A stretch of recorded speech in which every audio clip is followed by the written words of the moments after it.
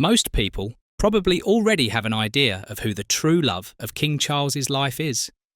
But the latest confession from the 76-year-old king will come as a surprise to many. For years, the world has speculated about his deepest feelings, whether it was his first love, his life partner, or someone completely different.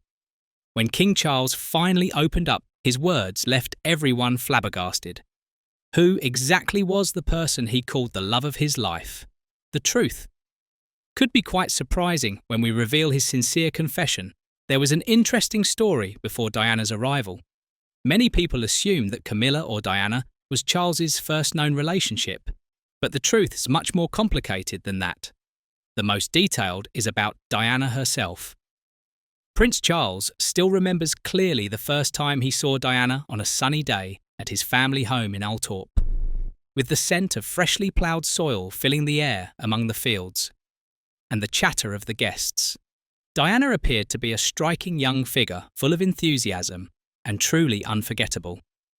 Diana was only 16 at the time while Charles was 29. This age difference was quite striking and became the focus of many parties. But that did not stop the spark of attraction between the two of them, for formed at that time. Charles was dating Diana's sister named Sarah Spencer and came to Althorpe for a hunting event organised by Sarah. But fate seemed to have other plans, even though Sarah was his partner. At that time, Charles's main attention was focused on Diana. There was something in the young girl that was warm and effortlessly looked so alluring for him. With high curiosity, he started chatting with Diana and asked to see the art collection in her house, a small but very special moment for both of them, because that was the beginning of something unexpected. But their story was not that simple after the meeting lasted for some time, until finally the relationship between Charles and Sarah continued, even though the photos of them together skiing in Switzerland, as if showing that Charles's heart was no longer thinking about Diana's existence at all. A hope of romance seemed impossible.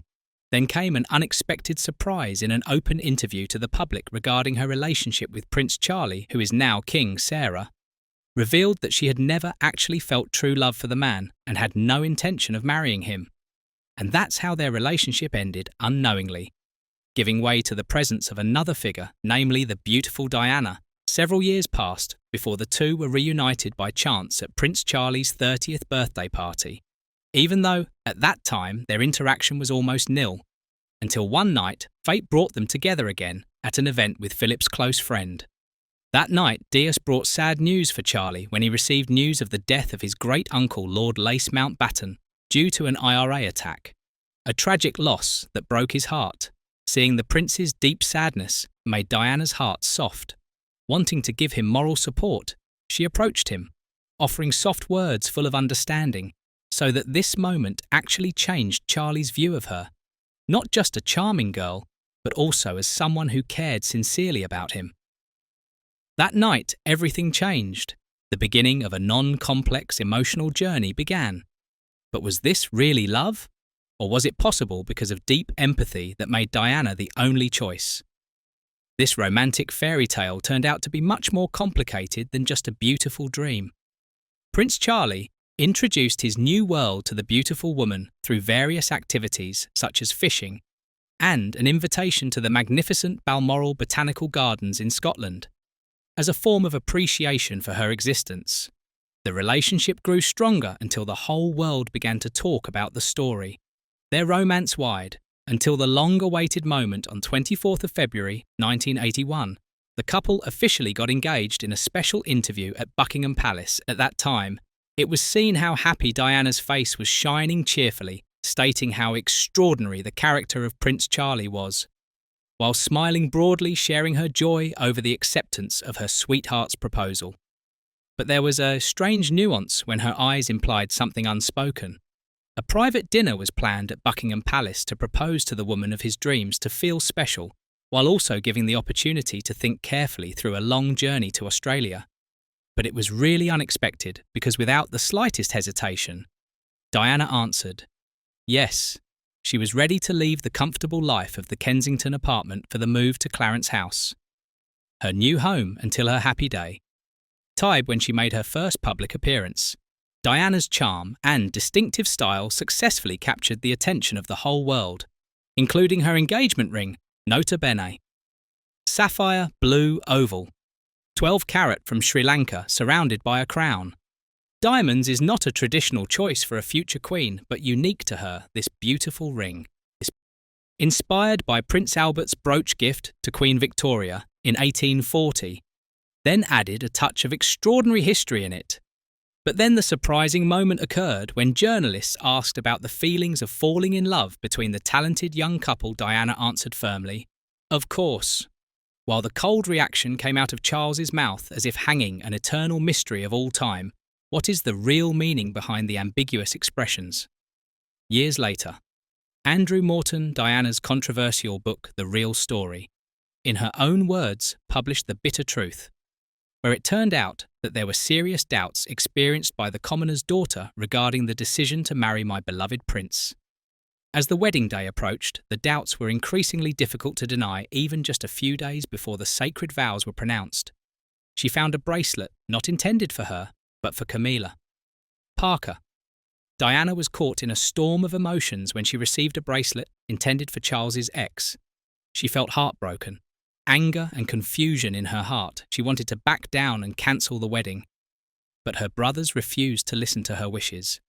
They reminded her that it was too late to withdraw.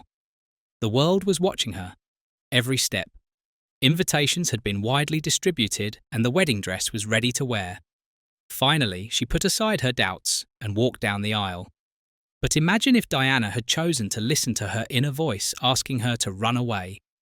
History might have recorded things differently if everything had gone the other way. Maybe she would have found true happiness through another way, a fairy tale wedding for Princess Diana. As her wedding day drew near, her heart filled with excitement, mixed with nervousness and other confusing emotions before the big day arrived. She celebrated the special moment with her sister at Clarence House when the night felt perfect without flaws. Again, Prince Charles surprised her with a beautiful ring from Buckingham Palace, the ring inscribed with his title as Prince of Wales. The ring was accompanied by a sincere note full of love and hope for their future together. On July 29th, 1981, the world seemed to stop turning, and 50 million people from 74 countries watched the royal wedding of the century at St. Paul's Cathedral in London. It was the first time in 300 years that a British woman had married a future king. The historic moment was unmatched. The wedding was extravagant at a cost of around $48 million a Lyles, but the star of the day was clearly Diana herself. She looked stunning, wearing an ivory silk gown adorned with hand embroidery and over 10,000 pearls. A true work of art on her head was the Spencer tiara, a family heirloom previously worn by her sister as she walked down the aisle church. The happiest woman in the world appeared before the ceremony. Diana had received around 3,000 gifts from all over the world. A crystal bowl from President Reagan, and Mrs. Reagan, a Cartier Art Deco wall clock, to a stunning diamond and sapphire jewellery set from the Crown Prince of Saudi Arabia. But even in a perfect fairy tale, there are small moments full of surprises. When saying the sacred vows of marriage, there was nervousness on her face. Although her smile never faded, she accidentally said Charles's name as Prince Philip Charles, instead of what should have been called Charles Philip Arthur. George and no less funny, when the prince also made a mistake saying thy goods instead of my worldly goods. But the biggest mistake happened when Charles forgot to kiss his bride right at the altar. The world was shocked to see the incident, but they immediately made up for it with a romantic kiss on the balcony of Buckingham Palace, making the 600,000 people gathered outside cheer happily. After the sacred ceremony, the couple had just started their dream honeymoon for 12 days, sailing on the royal yacht of Britain, while exploring exotic places such as Egypt to the Greek islands, before returning to the quiet countryside of Balmoral Castle, Scotland. Enjoying privacy away from the public spotlight, Diana later wrote a letter to her secretary, describing the honeymoon as a perfect experience upon her return to the royal household. She carried out official duties with grace, including attending the opening of Parliament as a sign of the beginning of a new chapter in her life in the public eye.